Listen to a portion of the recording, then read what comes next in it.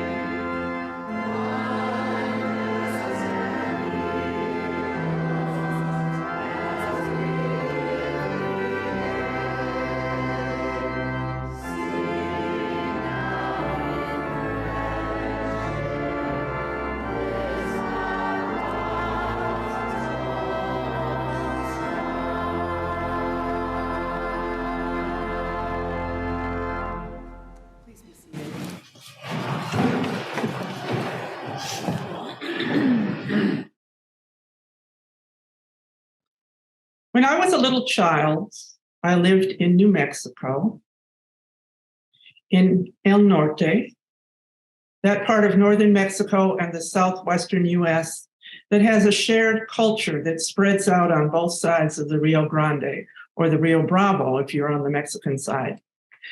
I went to school with Diné children from the Indian reservation. I played with Spanish-speaking children whose families had been in our town since the 1600s. In the borderlands, peoples and cultures overlap like sheets of translucent color. So I'm always amazed by Americans who want a sharp line drawn at the border. It defies history and reality. They want a big fence and they want no overlapping. They say, don't speak Spanish, this is America. In the borderlands now, bulldozers have stripped the vegetation from our side of the river to create a no man's land between the Rio Grande and the fence, Trump's Great Wall. They have mutilated the land, ripping through parks and farms and even a butterfly sanctuary, and made it so that the people on the United States side can't get to the river. This self-inflicted wound reminds me of this poem by borderland poet James Downs. There is a fence around my heart. There is a fence around my heart, and if I do not tear it down, it will dismantle me. I can see the others on the other side, waiting for me to let them in, and if I don't, I will be alone with my rabid thoughts. There is a fence around my heart, and if I do not tear it down, it will dismantle me. Together, may we find the wisdom to know when to build a fence and when to tear it down. In the name of the love that makes us one, come, let us worship together. As Kathy Milch lights our chalice at First Universalist Church, and you light a chalice in your own homes, will you join me in saying our chalice words in unison? May we be a people of welcome, here to grow in heart and mind and spirit.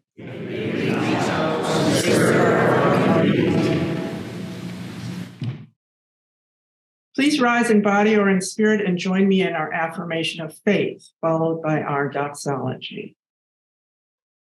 Love is document of this church, the quest for truth is its sacrament, and service is its prayer, to dwell together in peace, to seek knowledge and freedom, to serve humanity and fellowship, to the end that all souls shall grow into harmony with the source and meaning of life. Thus do we covenant with each other and with all.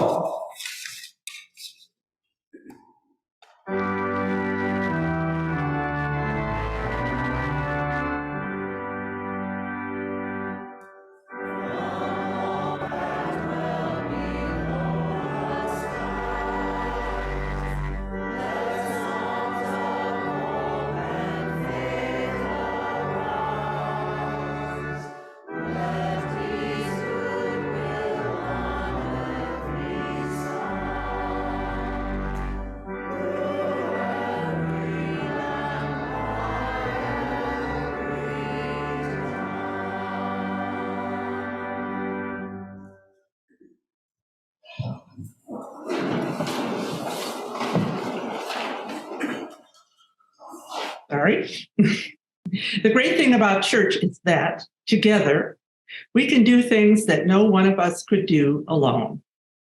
Together, we help each other be our best selves. Together, we find ways to live our values in the world. Together, we make this all possible by pooling our resources, giving as we are able to support the work of our church. The offering will now be given and gratefully received. You are invited to give online by scanning the QR code in your pews or to drop an offering in the offering basket. For folks online, please click the link in the chat to give to First Universalist Church. Thank you for your generosity.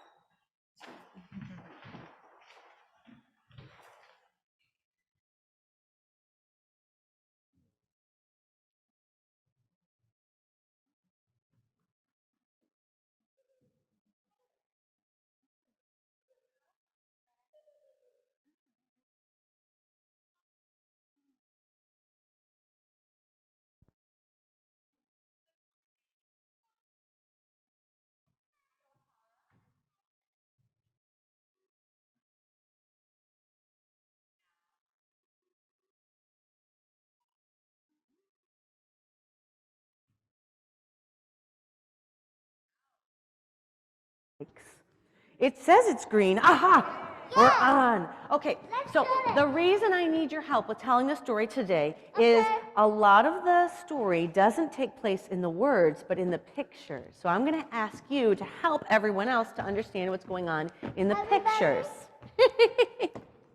So this story is called The Wall in the Middle of the Book by John Agee. Wall in the middle of the book. Hold on. So the author, the person who's reading, is the little knight over here. He says, there's a wall in the middle of the book. Yes, there is a wall in the middle of the book, everybody. What do you see the knight doing, Johara? He's saying there's a wall in the middle of the book. But in the picture, what is he doing? He's holding a ladder. He's holding a ladder, yes. And it's a good thing. What's he doing? Trying to climb up. Yeah, but there's a brick right there. Good noticing. Yeah, there's a brick that fell out of the wall. They can see it too, but we want to say it so that they notice it. So there's a brick on the ground, and there's a brick missing from the wall. And what are the animals doing? Johara, what are the animals doing? You can look up there. What are the animals doing? They're climbing. Yeah, they're trying to climb too. It's trying to knock the tower over. The wall protects this side of the book. Yeah, it protects the side of the book. And so what are the animals doing now? They're climbing on each other. Oh, so we can switch the page for everybody else. It looks like in this page that the animals are thinking. Yeah, Mama. They're trying to figure something out. Yeah. Now this is one changes things. From the other side. Yes, it protects this side of the wall from the other side of the book. Now what's going on? What are the animals doing? They're climbing on each other. To try and peek over the wall, maybe. Yeah. And what suddenly is happening down at the very bottom? I don't think they can see so well in their picture, but the next one they will. What's happening on the bottom here, Roman? That wasn't here before. What's this? What's this blue stuff? Water. So we're going to turn the page. This side of the book is safe. What's going on down there? Over here. There's a duck in the water. He's floating on the water. Yeah, he's trying to go up here too, right? And the other side of the book, I don't know if they can see actually. So on the very ground underneath the animals, there's a little what? There's a little mouse. A mouse. There's a mouse. And he just scared all of the animals, and now they're falling down. Yeah. Which side of the book looks safe? This one. I like to say neither one looks very safe to me. There's water rising. There's scary in it. All right, let's see. Turn the page. The other side is not safe. Wait, hold on. I just did. So now the animals are running away from the mouse. Yes, they are. And what's happening with the water?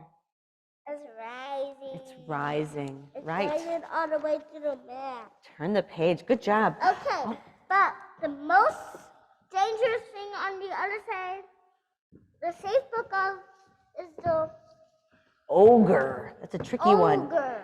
But the most dangerous thing on the other side of the book is the ogre. He's looking like, where are those animals running off to? And do you see something in the water, Roman? A dolphin. Could be a dolphin. Let's find out. Dangerous things are. It's not a dolphin. It's a salt. It's like a shark or an alligator. He's trying to eat the duck. If the ogre ever caught me, he'd eat me up. That's right. The knight thinks if the ogre ever caught him, he'd eat him up. And the ogre is looking down at the little mouse. Two dangerous things, two big dangerous cats are tigers and cheetahs. That's true. But there's none of those in this. Well, there was a tiger here. On the next page, that's why I'm glad there's a wall in the middle of the book and that I'm on this side of it. So the mouse, it's funny, if I go back, the ogre was like, did you scare all those animals? And he's like, yeah, I did, I'm sorry. And now he's walking away. But now the water's getting super high on the other side. Let me see. Oh, hold on. We got to catch up with everybody else. Okay. So it says, wait a second. What's going on? The knight finally realizes there's all this water up to his feet. And the ogre, I think the ogre hears him and is listening through the wall. And so suddenly, look, the knight, he's floating there. And these little fishies, they look like they're going to come up and chop him. Chomp, chomp. This is not supposed to happen on this side of the wall. What happened on this side, right? And the ogre climbs up and he reaches over for the knight. What do you think's going to happen? He's gonna eat him. You think he's going to eat him? Yeah. Let's find out. Yummy, right? Wow, thank you so much. The knight thinks he saved him. Do you think he saved him? We'll find out. Yeah.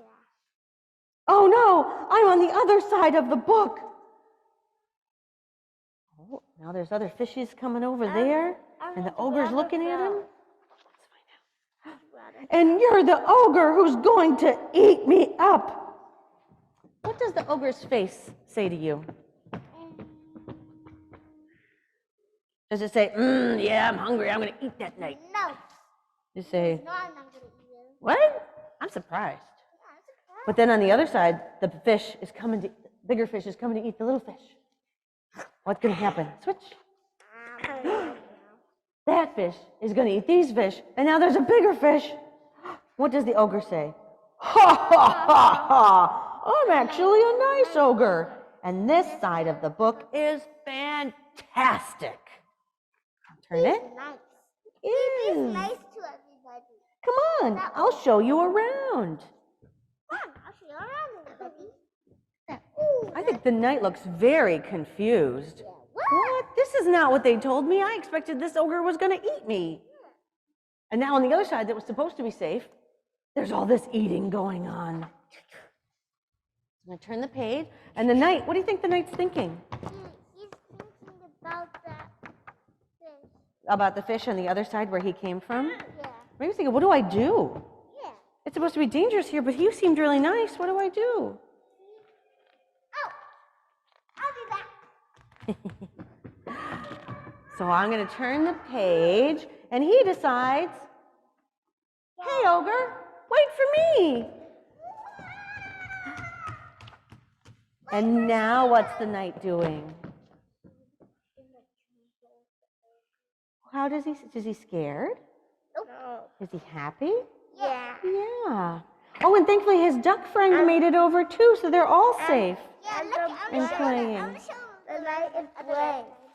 Oh, wait, and then there's one more page. Yeah, there's only one more page now. There's one more page. Oh, Can I read the last one? well, actually, there's no words on the last page. What's happening on the last page? Someone's trying to catch up. Done. The mouse, you can't see it. There's the mouse is running along, trying to catch up with everybody else and see what's going on. Yeah.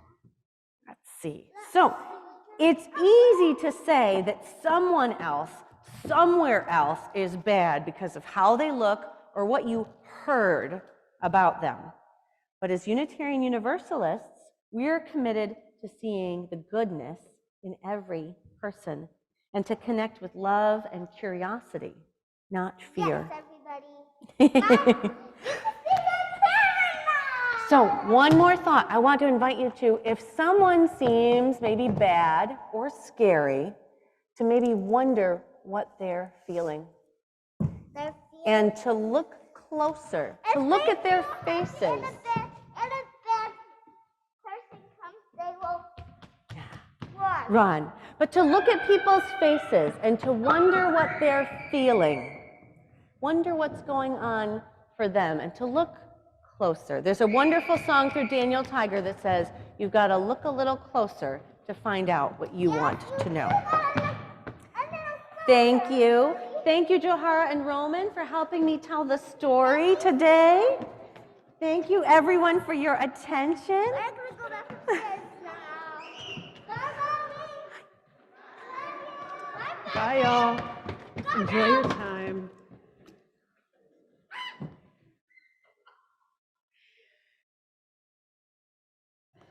Let church always be a place where our kids can come and delight and be joyful. It warms the heart to see it. And we'll just say a brief, prayer for Rev Michelle and all of our childcare staff upstairs. What a fun morning they are going to be having up there. Thanks, Cara, for bringing your fabulous kids to church. Oh, dear ones, let's just take a deep breath together as we settle in for something completely different. And I invite you into this reverent time of sharing in the joys and the sorrows of our gathered community. Take another breath. If you'd like to, you can place your hands over your heart to be able to listen from a heart-centered place from wherever you are. As Gary places stones into the bowl this morning, I will read aloud the joys and the sorrows of our gathered community. And if you're joining us online, please share some joys and sorrows in the chat.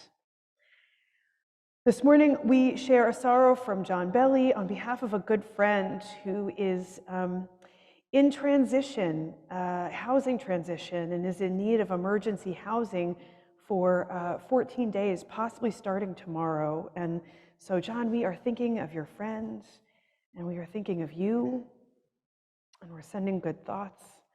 They may find housing. This morning, we share a sorrow from Connie Volk. Dee Atwell slipped on snow-covered ice this past week and broke her arm. She hopes that her experience can warn others to beware of similar conditions of snow-covered ice. Step carefully, dear ones. We share a sorrow this morning from Elizabeth Osta. Your loving prayers and thoughts are requested for my sister-in-law, Nancy Osta, who has been diagnosed with liver failure. It is fatal with no cure. The hope is that she can remain at home on hospice. Her husband, my brother John, has Parkinson's, and their 2 children are coordinating their care beautifully. Love is the remaining prayer. Thank you. We'll drop a stone into the bowl for all the joys shared by our online community. And we'll drop a stone to represent all of the sorrows shared by our online community. And let us drop one final stone into the bowl to represent all of the joys and the sorrows left unspoken in the silent sanctuaries of our hearts. May all be held in the heart of love this morning.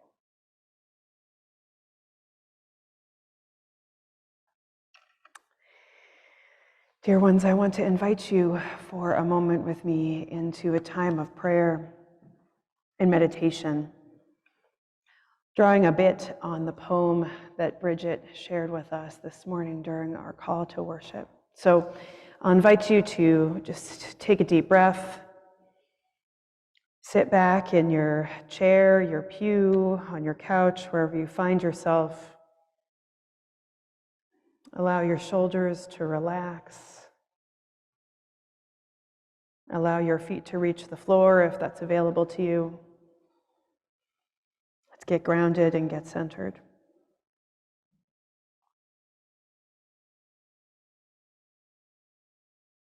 And let us enter into meditations of the heart.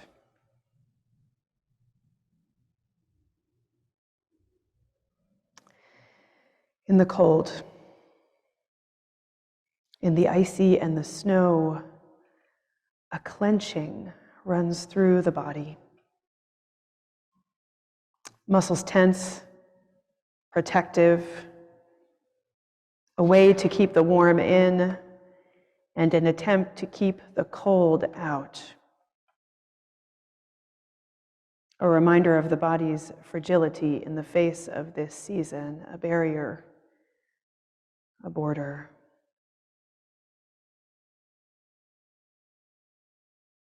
Come into this space and allow the ice to melt.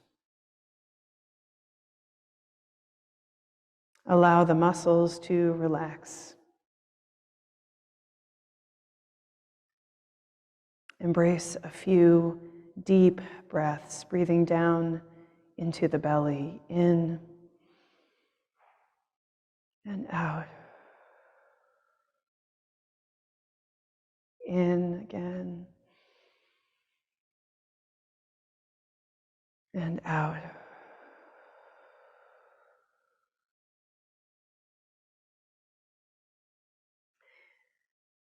Notice where the tension is.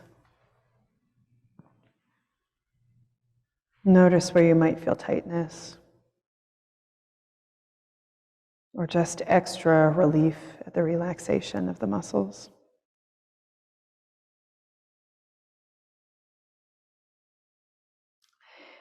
Bring your breath to your heart, your attention to your heart, and allow your attention to rest here for this moment. Drop your shoulders, allow your chest to open.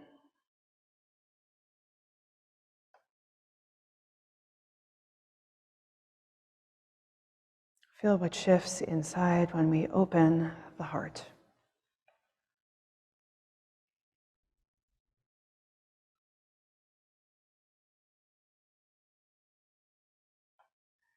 Listen.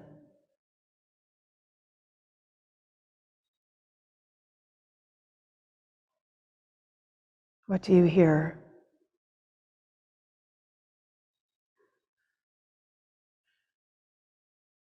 Let the heart open and listen.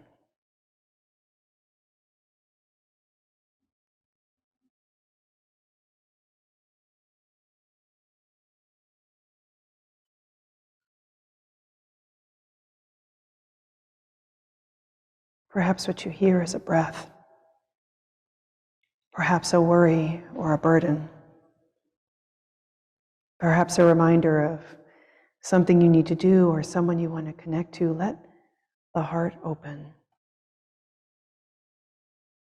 and listen.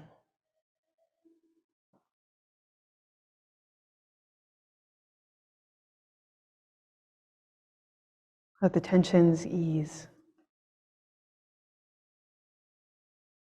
Let the barriers drop. Release the protective clenching. Let us spend some time here in quiet together, just listening, making space for what arises.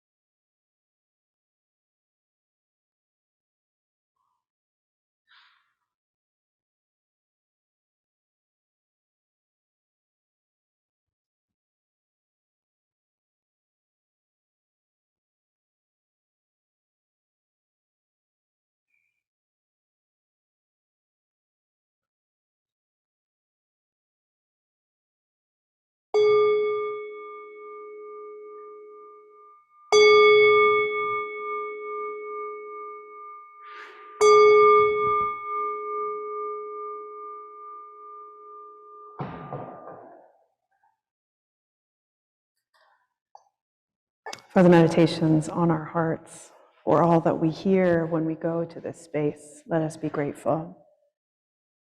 Amen. Blessed be and may it be so. Our hymn of contemplation this morning is hymn number 279, By the Waters of Babylon. We will sing this together as a meditation for what arises from the depths of our hearts.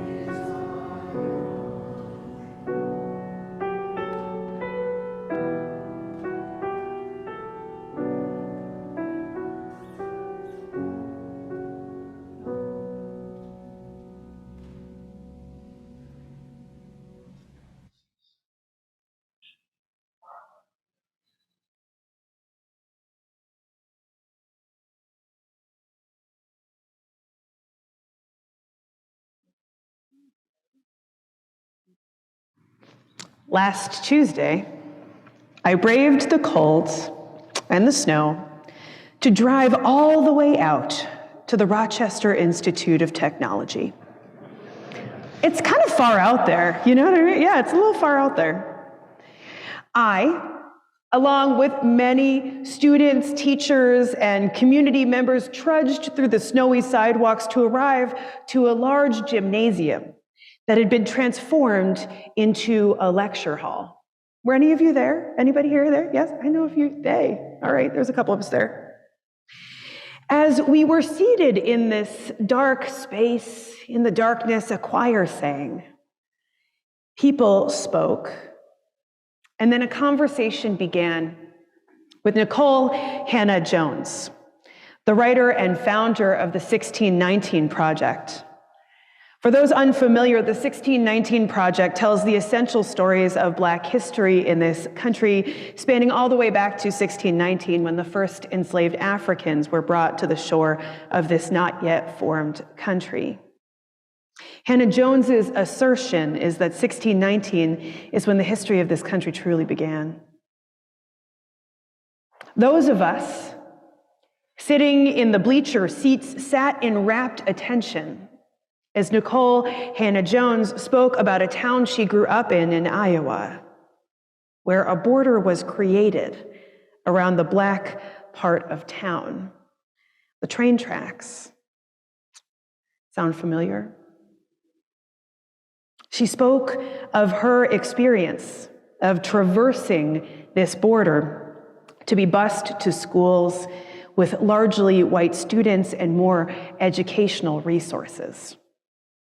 She talked about leaving her side of town, where houses were more beat up, where most properties were rentals, where less resources like grocery stores and restaurants existed, and crossing over these train tracks in this school bus to where the better restaurants and houses and schools were.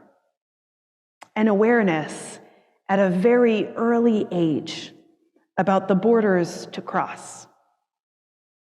An awareness that many do not cultivate because some of us do not cross such borders due to both a lack of economic resources and, perhaps more dangerous, the abundant privilege to remain within one's world without needing to consider where people of different backgrounds might live. It got me thinking. It got me thinking about the borders that exist around our country that Bridget spoke about this morning, for sure. But it also got me thinking about where I grew up and where I find myself now. It got me thinking about how borders shape each and every one of us here in this space, online, wherever you are. Borders shape each and every one of us. How borders are a huge part of our lives that many of us have to acknowledge couldn't get away from them if we tried. And how borders can be ignored or denied or never even thought about. My parents moved us to a Connecticut suburb just as my brother and I were beginning school. The town we lived in, Waterford, was right next to a city, New London. My parents moved to this town specifically for the schools. And though we had Black and Chinese and Panamanian neighbors, this experience was rare where I grew up. Lines had been drawn. My hometown of Waterford, Connecticut had amazing public schools, some of the top ranked in the states based on testing scores, however much importance you give to testing scores. Positioned right next to New London, surrounded actually by New London, where the schools were poorly resourced, where the dropout rate was much higher, where the resources were and still are less, a town whose borders were drawn to keep some still in certain school districts and to keep others away from the schooling system with less resources, or even lines drawn to keep resources from particular schools, those schools. Sound familiar?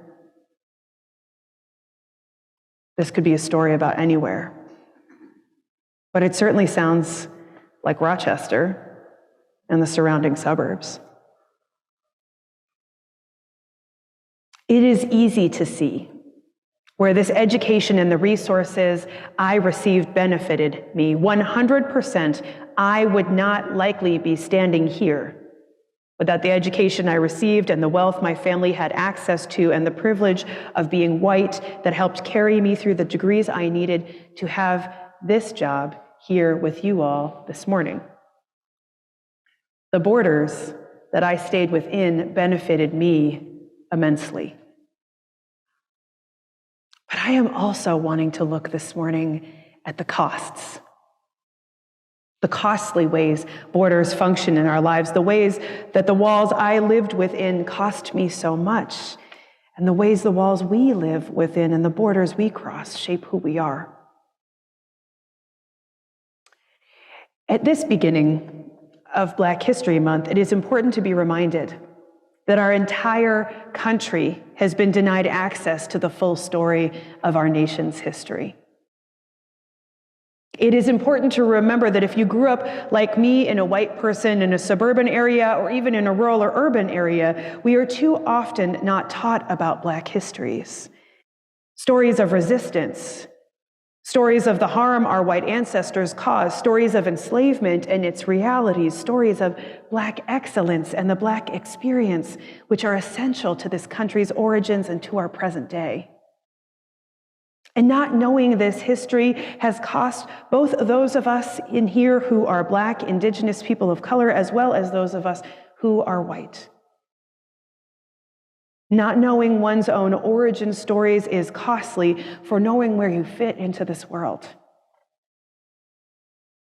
Having it communicated to you that your history, your story does not matter is costly. Not knowing our country's full history allows those of us who are white to remain largely oblivious, to believe that we are not connected to Black folks in our community, to completely miss out on these inspirational legacies of resistance, and to be able to face our role in this country's origins. The role of largely people whose wealth comes from the free and coerced labor of Black people and enslaved Africans. Without facing these facts about ourselves, we are left only partially able to empathize, to feel, to grieve. There is a generational trauma that resides within us all and is informed by the families we come from and the histories and stories that led us to this day, this moment, this very breath.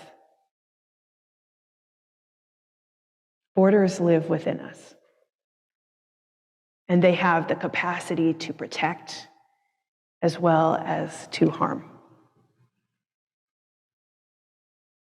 A few days went by this past week, and I found myself catching up on The Daily Show, which D.L. Hughley is hosting this week. And he is speaking with Ibram X. Kendi and Nick Stone about their new book, How to Be a Young Anti-Racist. Nick Stone reminds us that if white children are being raised without seeing people of different racial backgrounds in power, they are not being prepared well to live in this world. Ibram X. Kendi points out that the systems intended to privilege white people are not actually working for white people. Many white people are dying of police violence, though not at the rates that Black and brown people are. More white people are incarcerated here in this country than in any other country in the world, yet not as many as Black and brown people in this country.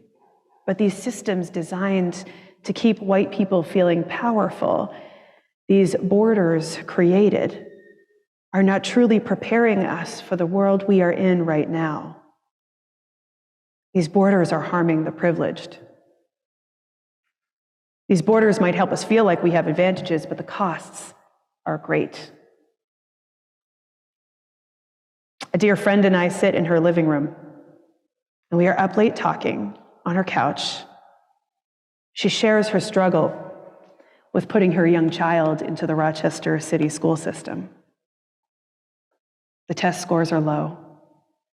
The graduation rate is horrible. This private school in the area has so many resources for her little one. It is hard because she knows also what this will cost. It will keep her child in a school system with largely white kids and teachers.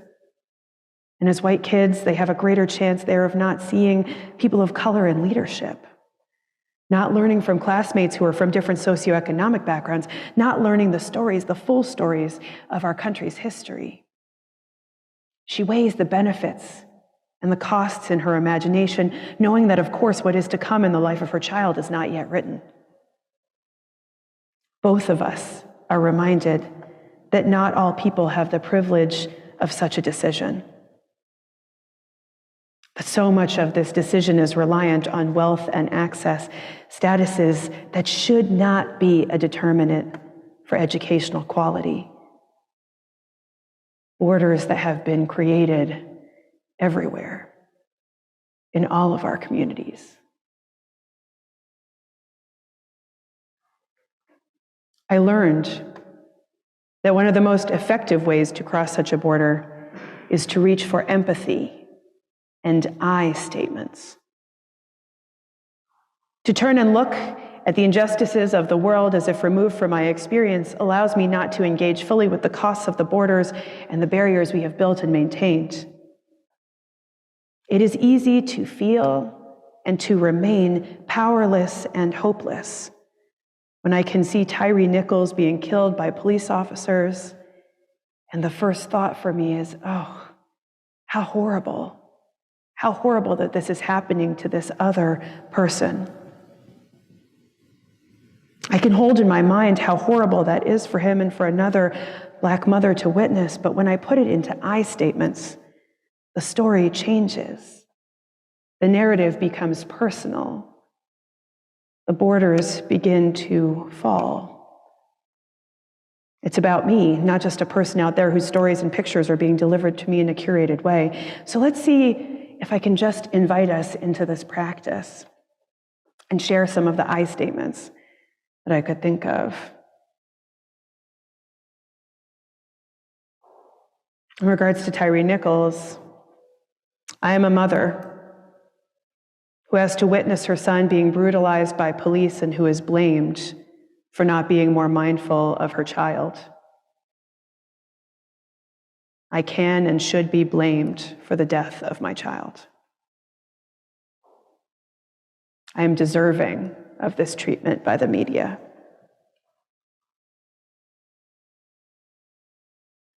I am a young man who is being beaten by the police on camera, and I deserve to die.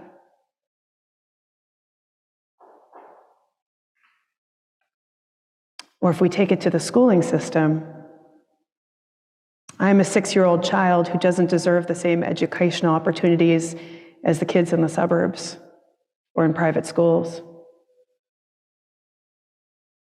I'm a teenager who doesn't deserve a chance to graduate because my parents are poor.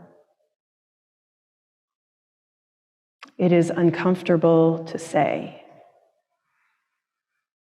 It is an uncomfortable truth that we are often saying without directly saying it. Our ability to empathize is a way to traverse these borders. It is the interpersonal hope we have to begin building awareness for those of us who remain largely unaware. It puts into sharp focus what is at stake, people's lives, people's children, resources that have been too long and too deeply denied. The process of education and continually affirming what is right and wrong is not always working for us. To open our hearts to empathy is where we might find nonviolent solutions to the borders that that have shaped us and continue to shape us. Because I will say that if we are unable to cross some of these borders or to break them down, I am concerned that this country will continue to remain polarized, divided,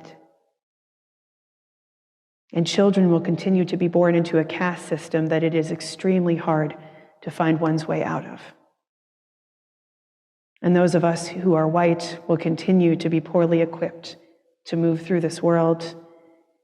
And those of us who are oppressed by borders will continue to suffer. Empathy and connection help us to see the ways we are harmed by borders and complicit in them. Am I saying that each person here who moved to the suburbs for the schools is inherently bad? No. Am I saying we need to challenge the ways we are complicit in atrocities such as a poor city school system and ongoing police violence? Yes. Yes. We certainly do need to face this truth. And we have to do it together, without shame. One of the greatest ways to counteract shame is to reach for empathy and connection. The hope is found in doing the hard thing. May we know the borders that have shaped us and reckon with them. May we find the empathy within our hearts to traverse borders and seek new ways of being in the world. May we hold the both and complexity of borders that protect and harm at the same time. And may we seek hope in our hearts that something better is possible. Amen. Blessed be, and may it be so. Dear ones, we close our service this morning singing of the Spirit. We're going to sing hymn number 123, Spirit of Life. Likely familiar to some of you here. I'll invite you to rise in body or in spirit. Brock, do you mind if we sing this twice through? Would that be all right? Is that okay, Jack? Yeah, let's do it twice. It's just such a good one. Let's sing it twice through. Please join us and sing.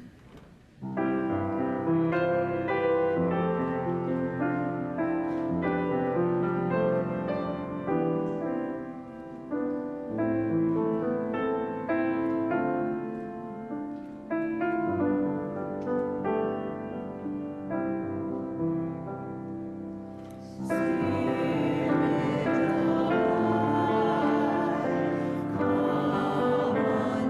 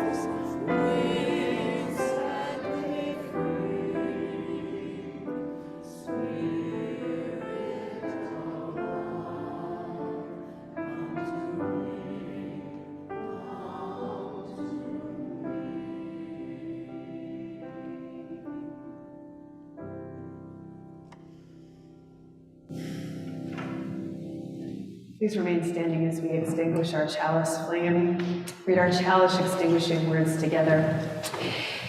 We extinguish this flame, but we keep its light in our hearts with its message of love and justice, taking it outside of these walls to the world we live in, until we are together again. I'll invite you at the end of our service to place a hand over your heart wherever you are, and to take a moment to just look around at who is here with you. If you're joining us online, turn your view to gallery view. If you're here in the sanctuary, just take a look around the room. Who is here on this journey with you? Who will you be traversing borders with? Where are the roots that hold you close? Dear ones, as we go forth from this space today, may we find the deep compassion in our hearts to embrace empathy and to traverse borders. May we know the borders that shape us, that have made us, and may we seek to create new worlds together through empathy and connection with one another. We know that that empathy and that connection comes from knowing that we ourselves are loved. So may you know that you are loved, and may you go and be that love to whomever you meet. Amen. Blessed be. May it be so.